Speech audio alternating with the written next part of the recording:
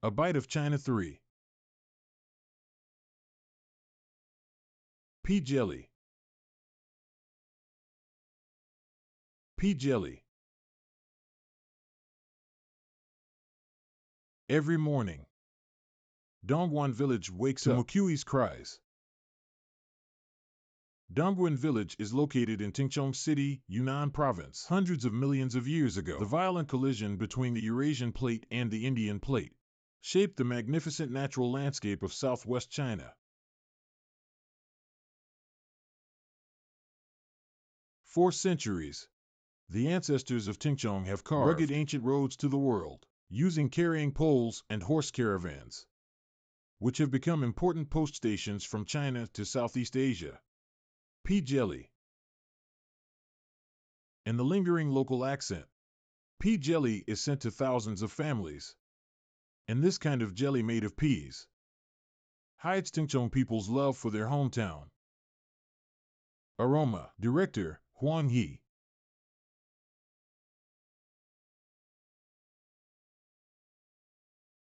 Peas, like sunshine, have deep roots and are highly adaptable to soil, so it just needs to be sown on non-fertile slopes to grow naturally.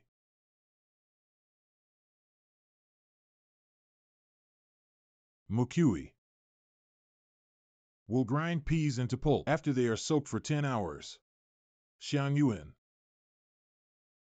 It is said that pea jelly first appeared in the Hangwu period of the Ming Dynasty. People from the Central Plains brought with them food processing techniques, that is, grinding peas into flour, to create the delicacy called pea jelly.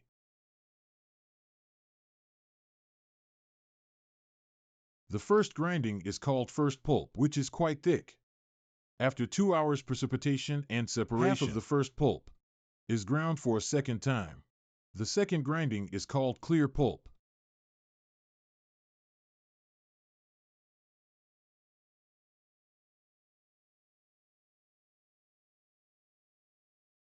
Add oil to the pan so that the pulp won't stick to the pan. During the cooking process, add water and pour in the clear pulp. After it boils, add the thickest part of the first pulp, in several batches. Boil. This process is commonly known as pulping. Heat is the key in the cooking process. It tends to burn over high heat and congeal over low heat. Muqi and Xiangyuan know tacitly when to add firewood and when to withdraw some.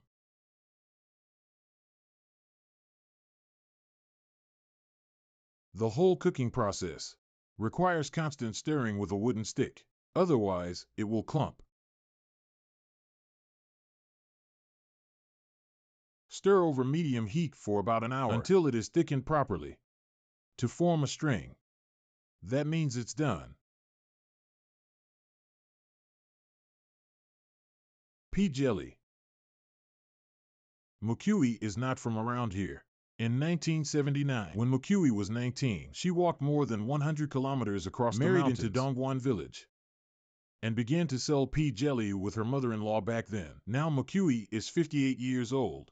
Many people in the surrounding villages grow up eating the pea jelly made by Muqi. Pea jelly.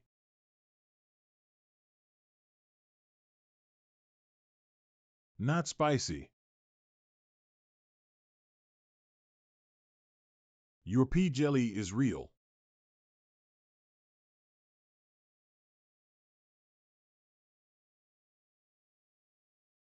I want 2 yuan worth. 2 yuan. It's still warm. It's stirred. Pea jelly is eaten in imaginative ways. It can go with red pepper powder, bright yellow fresh ginger juice, creamy garlic paste, and a dozen other spices to suit different tastes. Pea jelly can be eaten on its own or added with other ingredients for a richer flavor. First, cook erkwai, a rice flour cake that is unique to Yunnan. Finally, tear it into pieces and add it into pea jelly. It's called pea jelly with erkwai.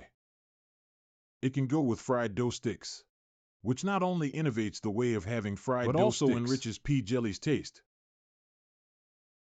cooled down. It also makes a delicious cold dish. The most interesting is to pour hot pea jelly on the banana trunk and cool it for a few minutes before peeling it onto bamboo strips for drying.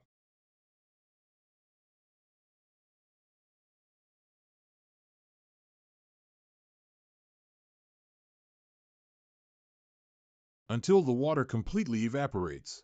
This kind of dried pea jelly is known locally as dried pea pieces, which can be stored for a long time. Fried dried pea pieces.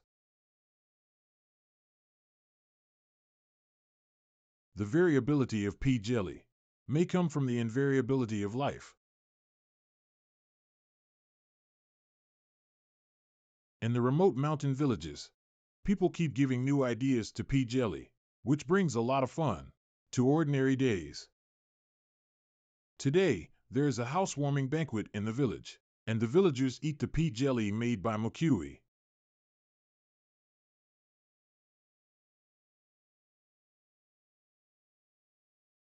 People huddle together, protect each other for the long years.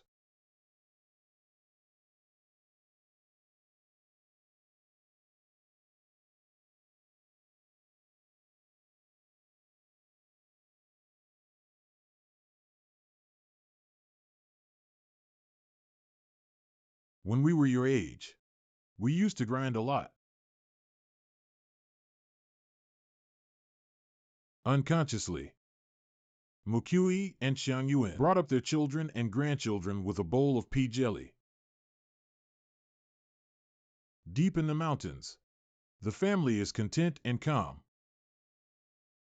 Perhaps the mountains cannot be overcome, but diligence and wisdom can make life more wonderful.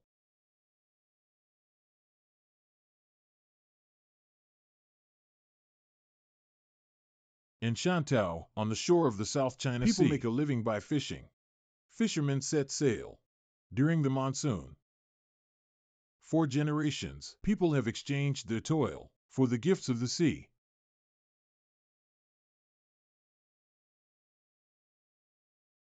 When night falls, the fishing boats return from the sea and bring back fresh seafood.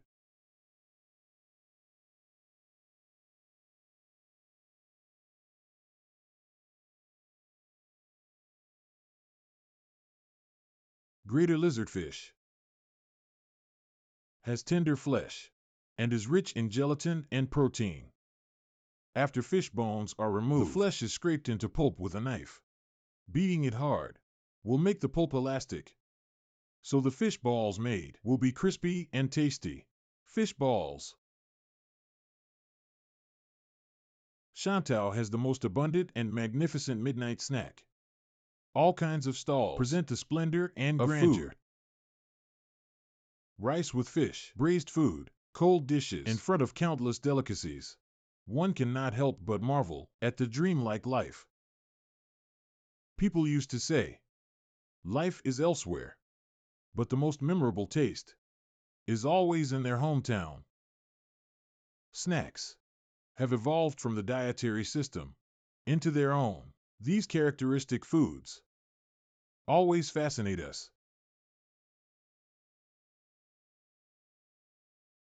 Leshan, Sichuan. Developed water traffic spawns Leshan's thriving dock restaurants.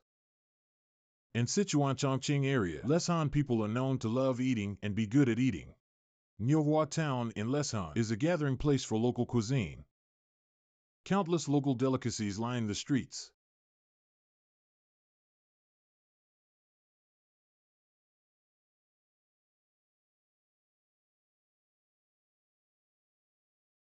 Spicy hot pot, a snack popular originated all over the country. A kebab snack of Leshan. Tofu wrapped with shredded radish was the earliest skewer in Leshan. Crisp shredded radish is wrapped in dried bean curd, which is then skewered with bamboo sprinkled with peanut powder and drizzled with sweet and sour juice. How delicious! In those years, Ms. Zhou from Niuhua Town opened Leshan's first spicy hot pot shop. which was recently handed over to her daughter, Zhang Aijia, and her son-in-law, Dai Kachin. Dai Kachin's family has been practicing medicine for After 4 graduating generations. From university, he became a doctor in Guangzhou. In order to stay with Zhang Aijia, he quit his job and returned home. Unexpectedly, his mother-in-law asked him to sell spicy hot pot. I was completely baffled. I wondered why there was such a requirement. Because my mother worked hard all her life, and my father walked away from it early on. For 20 years, my mother did it. All by herself. She felt it very hard. So she didn't want me to end up like her without help.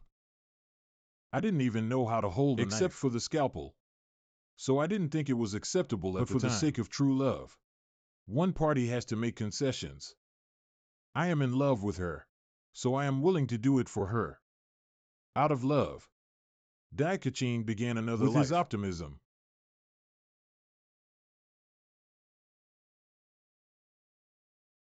he started cooking spicy hot pot by learning to fry the seasoning. It's the essence of spicy hot pot. Cook rapeseed oil first. Add more than 20 kinds of spices, such as ginger, garlic, and bean paste.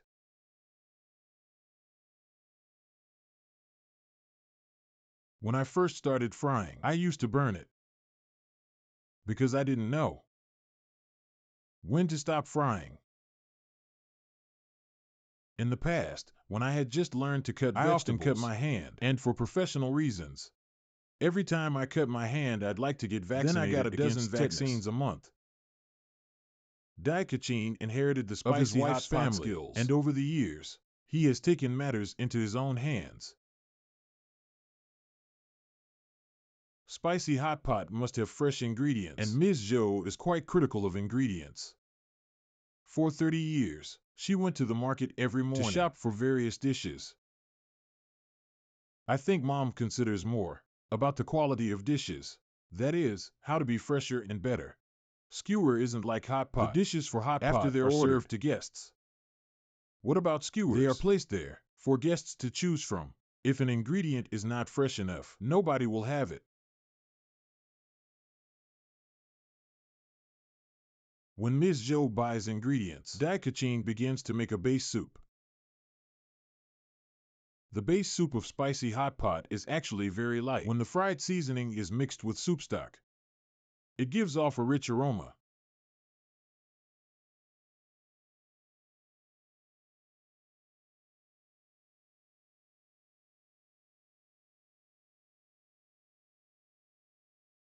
Skewer is a fantastic idea of Leshan people. The bamboo sticks for skewer are made of local materials.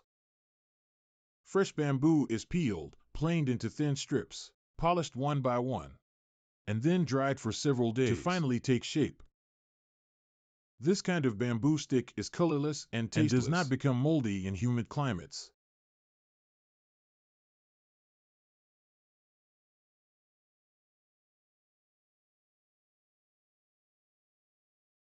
Ms. Zhou's Spicy Hot Pot Eatery needs 500,000 bamboo sticks every other month. After the ingredients are bought back, the whole family work together to prepare dishes for the day. Every skewer has to be of quality and good looking. My mother used to fall asleep while cutting beef because she was so tired, but had to do so much work. The most popular dish at Ms. Zhou's eatery is beef, with more than 10,000 skewers prepared daily. The beef is added with a certain proportion of starch and spices. Give it a good mix. Skewer it together with bamboo sticks. Place it overnight in the freezer to make it tender and smooth and full of flavor. The spicy taste of spicy hot pot is actually from the dipping sauce. There are generally 3 kinds of dipping sauces for spicy hot pot: dry plate, full-flavored dry plate, and oiled plate. In order to give customers the best taste, the dipping sauces of Ms. Zhou's eatery are usually made in a uniform manner. This is the only part that of spicy hot pot freely.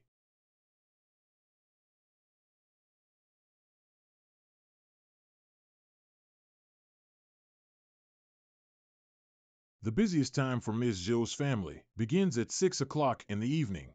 It always makes the whole family happy. that their well-prepared spicy hot pot is recognized.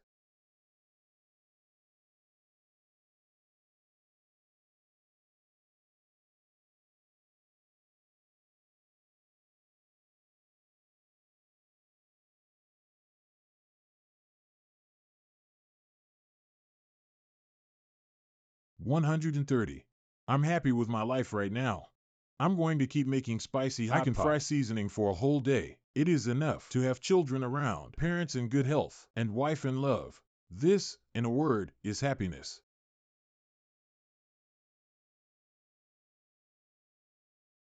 New ideas have long been introduced to lessen skewer culture by spicy hot pot. The evolution of food reflects Sichuan people's devotion to life. The small bamboo sticks connect the days with relish and link up the friendship between people.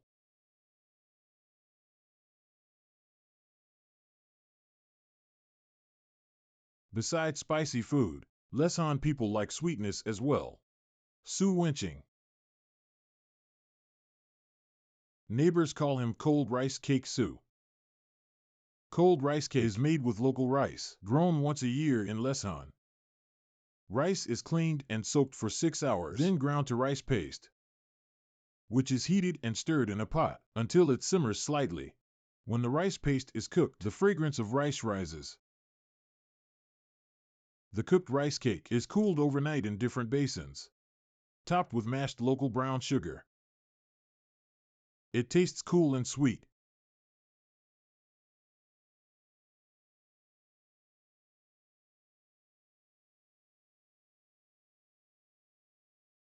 Hangzhou. In the streets of Hangzhou, nearly 10,000 Hunan-born taxi drivers travel day and night on the road in a strange land. It's 3 o'clock in the morning, and Zhang Xinfeng, 36 years of age. I came to Hangzhou in 2002. Taxi drivers from Hunan all love soup with pepper. It seems that without this soup, we are missing something.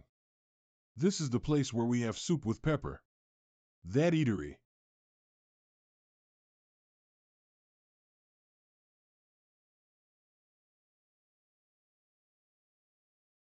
How many bowls of soup do you want? 2. 3 bowls.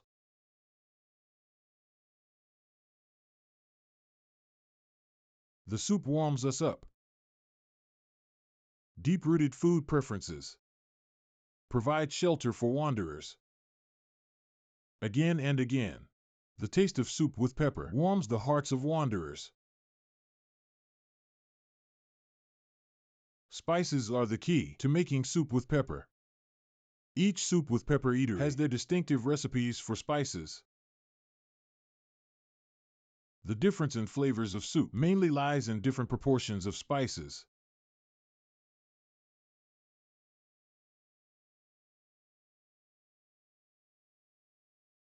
Selected whole lamb bones are boiled for 5 hours, and then more than 20 spices pepper and Sichuan pepper are added. Kneaded dough is scrubbed on and on when pressed. The wheat gluten molecules in the flour weave into a sprawling web. Filter the gluten. The water for washing gluten will be used as starch. The gluten is then rubbed repeatedly until it is stiff and elastic. It is stretched into thin slices and then added to the soup.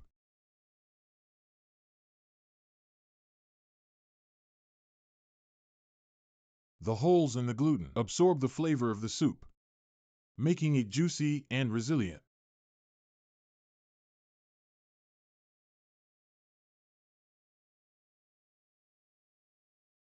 Add some cooked beef and mutton, daylily, and vermicelli. The vermicelli is handmade from sweet potato flour and can withstand a long time of cooking. The most important thing is soup thickening during the last 10 minutes or so. Adjust the fire, boil with the outer ring of fire, and make the soup boil from the outside in. With introversive blend, without leakage of soup nor demixing.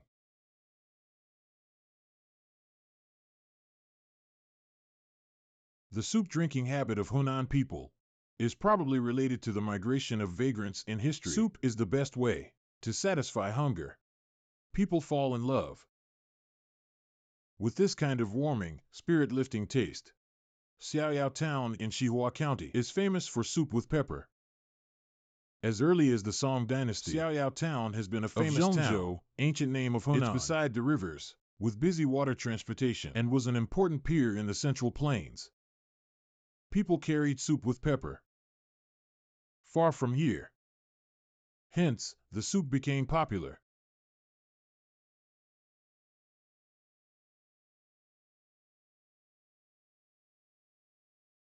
Nowadays, Xiaoyao Town holds a contest every few years with pepper.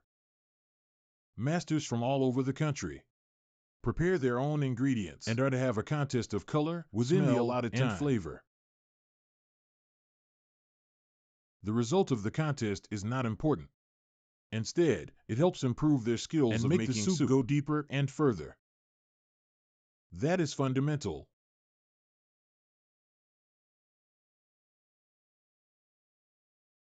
Xiaoyao Town, with a population of just 54,200 families and more than 20,000 people out living on soup with pepper. They brought soup with pepper to more than 20 provinces and cities across the country.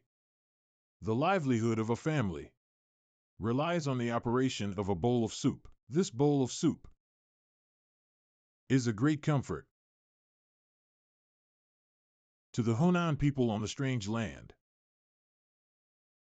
My wife and children are at home now. Taxi driver, Zhang Xinfeng. When the wheat is ripe in June, I'll go home to help with the wheat harvest. I normally stay at home for up to a week and then come back here. After the work is done, we'll go to that fellow villager's restaurant to have something to eat and have a chat. It is nice.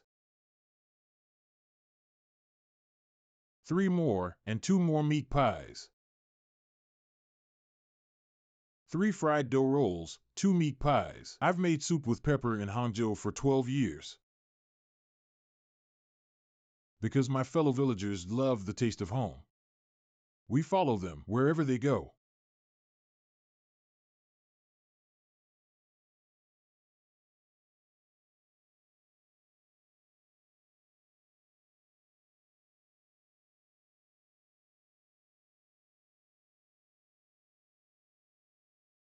Tianjin.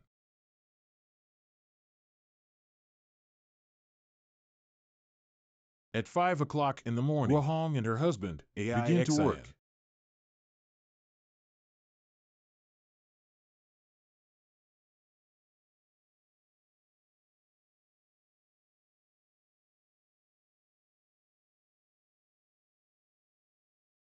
Guohong is 46 years old. Neighbors call her Sister Hong. Her pancake rolled with crisp fritter is well known. My grandfather used to do this at the Workers' Theater. My father took it over for a while. He was not in good health, so he put it away again. Guohong was laid off several years ago because her company went bankrupt. Guohong decided to pick up the ancestral craft. Kids needed money for school. We needed money for all aspects of life.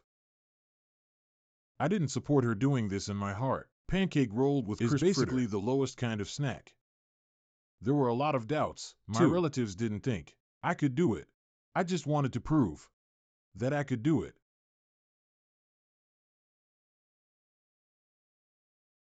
Guohong's pancake stall is near her mother's home. This is an old town area of Tianjin, and customers are all the old neighbors. In the eyes of old Tianjin people, the best pancake rolled with crisp fritter always comes from the stall downstairs.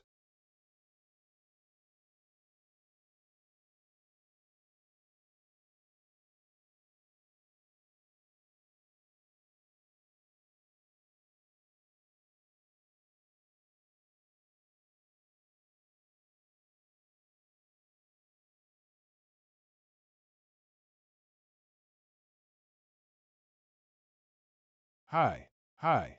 Just a minute. Let me get this right. It was very embarrassing the first times. Sometimes I didn't make pancakes well. I gave the wrong change. They said it's all right. You'll just have to do it long enough. A minute, the crisp fritter is to come. Crisp fritter. It must be hot, fresh, crispy, and fragrant. It must be freshly fried. In general, there are stands for frying dough stick and crisp fritter alongside the pancake stand, so the freshness is ensured. Pancake rolled with crisp fritter is an extremely common snack, but there are subtleties to it, too. The 2 spoonfuls of batter on the pan should be proportioned properly. Use a scraper to evenly spread the batter into a round shape. If you spread it too slowly, the pancake will be thick in the middle and thin on the sides. With uneven thickness.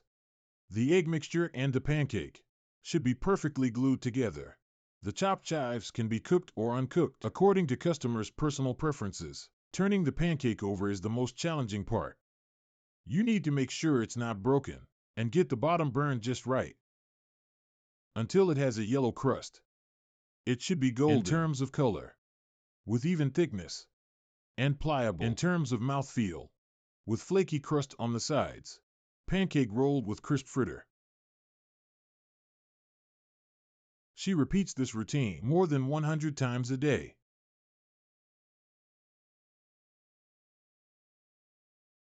How many eggs? 1 for each.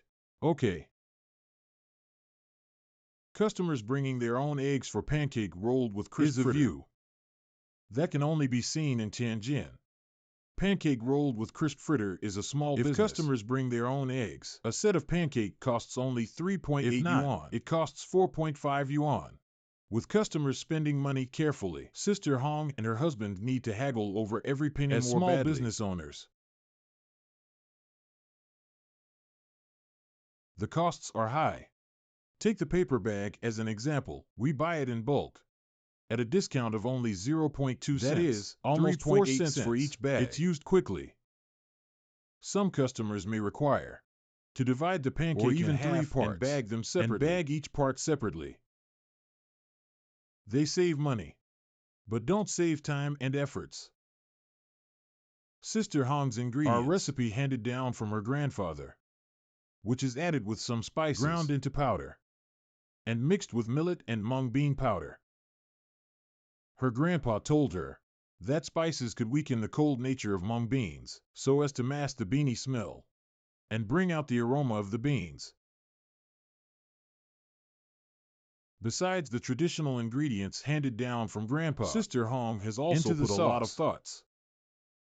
It cannot be too heavy, nor too light. It also matters as to what spices to put in. When customers taste the flavor of the pancake you make, they can tell if it's right. It'll be too heavy with too many spices, and less fragrant with lack of spices.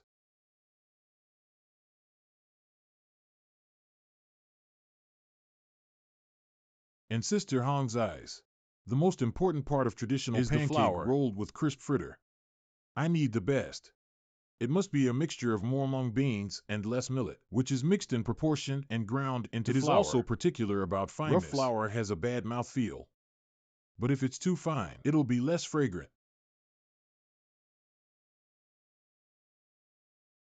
Their pancakes are good, better than burger. Each of us orders a set of pancake and a bowl of mung bean milk, finishing it by the road, having a drink in the evening. Everybody does that. It's true. 4 people from Beijing. The mung bean flour is the same as that we used to eat when we were kids. Mom, 4 sets of pancakes. 4 sets? Right. Okay. I must be chili there every time they go there. Chili for 1 set. Put some more sauce. Her son, A.I. Howren, is 18 years old and studying at a university in Tianjin. He always brings some pancakes every day. My classmates at university set up a group chat, to place pancake orders. If they place an order, I'll bring them one. Her husband, AIXIN, has his own work. He always helps Sister Hong before going to work every day. He stays with me whenever he's not at work. Sometimes he complained to me, too. I said that he helped because of love for me. Hearing this, he laughed it off.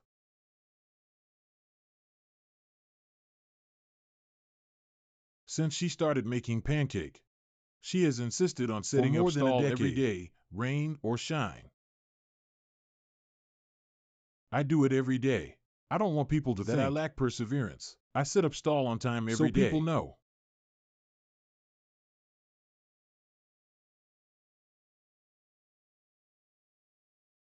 It's said during the Republic of China, pancake rolled with crisp fritter appeared as a midnight snack. At that time, many famous actors would be served a set of pancake with crisp fritter after performing in the theater every night. Nowadays, many ordinary people like Sister Hong have tried their best to make pancake with crisp fritter the most popular breakfast among the public.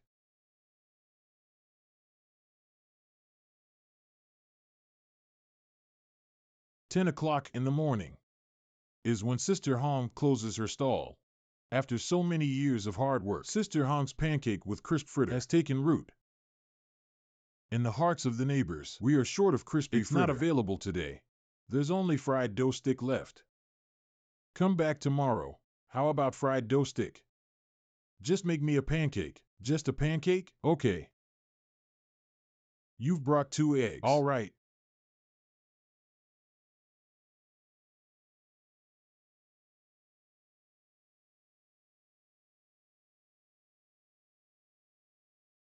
Take care.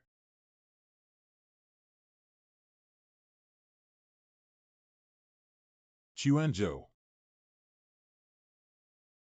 Every year in April and May, Huiyan women from the ancient town of Chongwu in Quanzhou, Fujian province, take a boat out to the isolated islands to pick gelidium, a type of edible seaweed. Gelidium is rich in agar and minerals.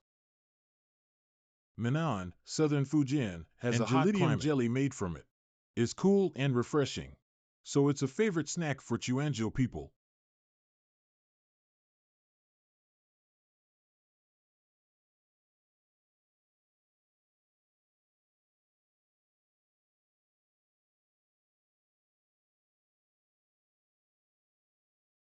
The gelidium collected needs to be cleaned repeatedly to remove sea salt and other impurities attached to it, such as oyster shells, after being cleaned and dried thoroughly. The gelidium is the best raw material for making superior gelidium jelly. Next to the Tianhe Palace in Quanzhou, there is a small unremarkable shop, and every day a steady stream of customers comes for its gelidium jelly.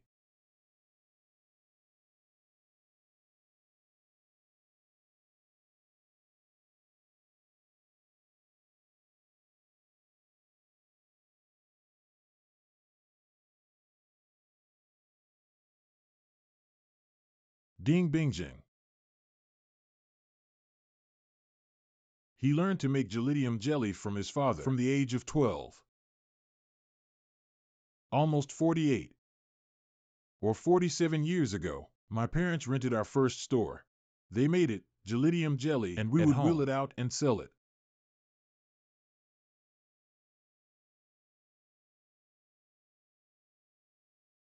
Put the gelidium in a pan and bring it to a simmer. Stir with a bamboo spatula for 3 hours until the pulp becomes thick. Filter the gelidium. After 12 hours of cooling and solidification, it becomes clear. Scrape it into even strips with a scraper. Served with red beans, grass jelly, taro mud, honey water, and all kinds of fruits. It gives a smooth and sweet taste.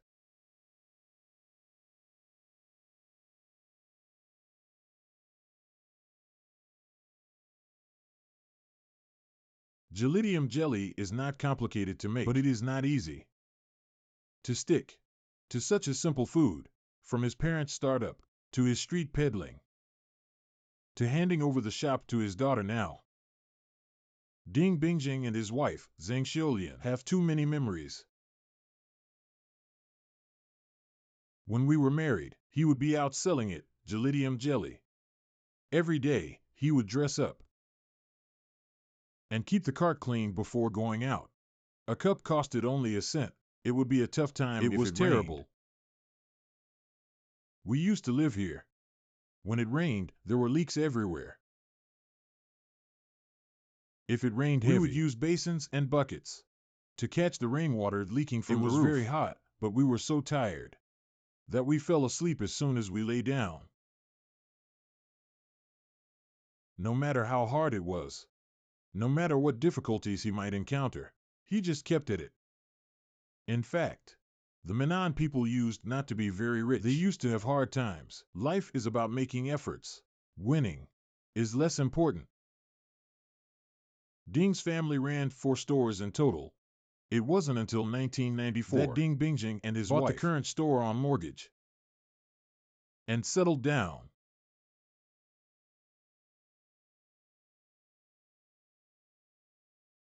Long time ago, people from the Central Plains migrated south to Fujian. They took root in the mountains and seas of Chuanzhou and created rich Chuanzhou snacks.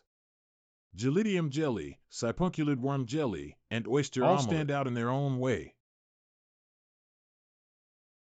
A particularly unique snack is It's a stew made of thin noodles and sweet potato flour. It tastes smooth with thick soup. It's creamy but not mushy. The soft and glutinous noodles are entwined with the fresh and sweet shrimps and crab meat in the soup, which has become a traditional classic snack of the Minnan people. Hong Peikai went to the Philippines when he was young and returned to his hometown Chuanzhou in his 60s. Speaking of his time abroad, what he missed most was misua. Chinese people, of course, can't live without the taste of their hometown. Misua was available in an eatery in the Chinese Quarter. It had been run by an old overseas Chinese for at least 50 years. Sometimes when I passed by, I could smell the familiar taste coming from it, and I felt very warm. All local snacks are created in the long history, and the ways they are made and eaten contain the local cultural background and unique aesthetics. No matter where they are, people always have a deep love and undisguised pride for the taste of their hometown. Xi'an, Shaanxi. Welcome, honored guests. Hi. Bai Yuding. Take care. See you. Bai Yuding, 86 years old, has been processing raw and cooked mutton since childhood. In the 1980s, he opened the first basin mutton in the Hui Street, Xi'an. Mutton in a large bowl is a traditional snack favored by Shaanxi people. The trade of cattle and sheep has flourished in northwest China since ancient times, and carefully cooked mutton soup has always been a delicacy for people.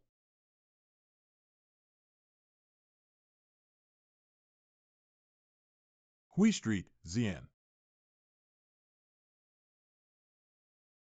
which took shape in the Tang Dynasty and still retains the pattern of that time. More than 40,000 people live in the 2.4 square kilometer area, with more than 1,000 restaurants and more than 2,000 varieties of snacks. Behind each snack is a family guarding a skill and passing it on from generation to generation. Bai Yuding's 5th son has inherited his craft. He starts preparing soup at 6 o'clock every afternoon. The key to making basin mutton is the proportion of seasoning. The traditional Shaanxi 5 spices are used: Sichuan pepper, fennel, galangal, star anise, and cinnamon. They're not used in large quantity, but you must know well about the nature and flavor of each spice.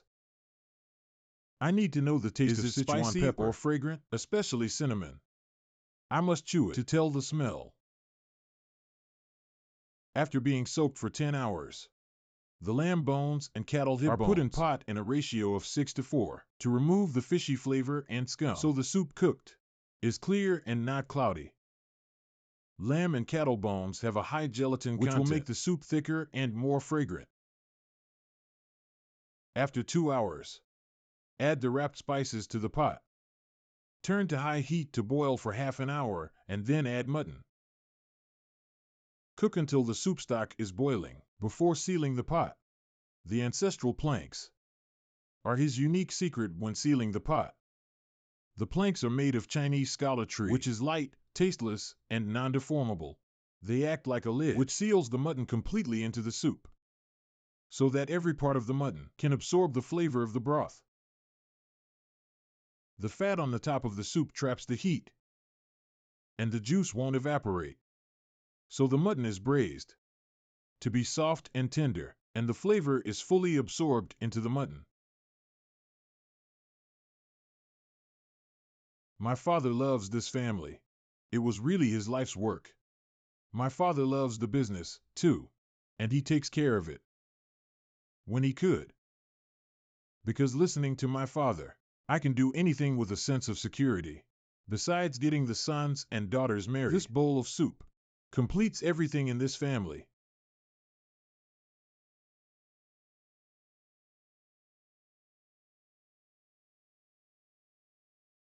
After 10 hours, the mutton becomes as plump as fat.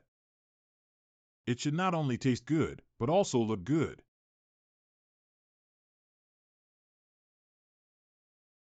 Bai Wenping will trim any excess fat off the mutton every time. That's what his father told him. The enjoyment of having basin lies not only in the mutton but also in the soup. Bai's soup is also special. Add some lamb bones and a pinch of the original soup for stewing mutton. Add a certain amount of water. Boil in low heat. This is called soup dilution because the original soup is too thick and it tastes better when diluted. What if I don't run out of the soup for today? I would never use it the next day. I'd rather dump it than reuse it. Bai Yuding tastes the soup himself every day, and they wouldn't open until he's satisfied with the soup.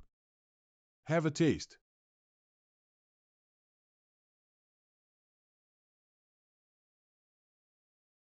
Good. Tasty. The soup is good, really tasty. The soup bowls are kept warm with boiling water at all times. Put rice noodles in the bowl and first, then mutton. The standard ratio of mutton for each bowl of basin mutton is 3 slices, 60 grams at least, 2 slices from leaner legs, and 1.5 slices from fatter ribs. This is the best ratio. Bai Yuding has determined after countless tastings. It won't do either with too much soup and too little mutton, or with too much mutton and too little soup. The rice noodles and mutton must be blanched with boiling soup to make rice noodles soft and mutton more fragrant. Then boiling soup is scooped into the bowl. At this point, a basin mutton with soft mutton and fresh soup is ready to serve.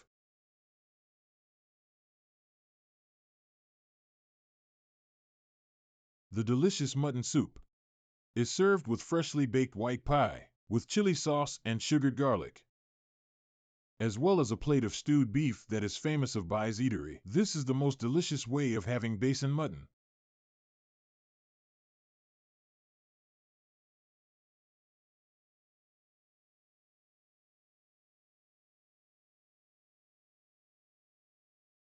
Bai Yuding has been making basin all his mutton. Life.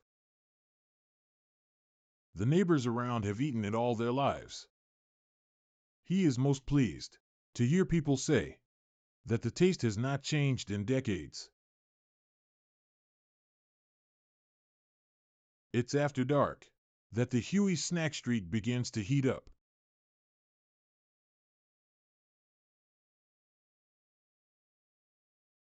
It's delicious and affordable.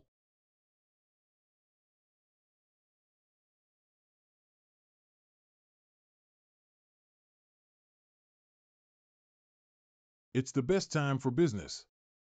But Bai's eatery is closed early because they need time to cook mutton and soup and get ready for next day. The Bai's family has always adhered to this habit. It was my grandfather who started making basin mutton. It's passed on to my father and then to me for 3 generations. My kids will be the 4th generation, and my grandkids the 5th.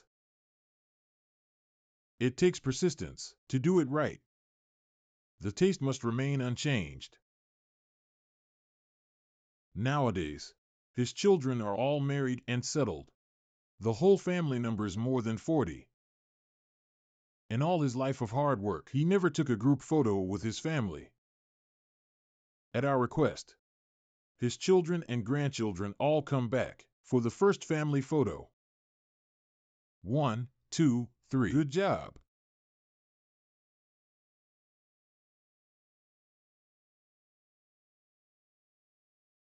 Snacks seem simple, but imply the true essence of diet. Only by really understanding the principles of cooking, ingredients, and seasoning, and the hardships behind each snack, can we understand the detail-oriented ingenuity of the makers. Each place has its own way of supporting its inhabitants. The Chinese people have always known how to get nature's bounty, create the unchanging taste of snacks. They live from what the land can provide. This is unchanging. The unique ingredients and cooking style of each place, which tell the stories of our daily life, and the lingering local accent.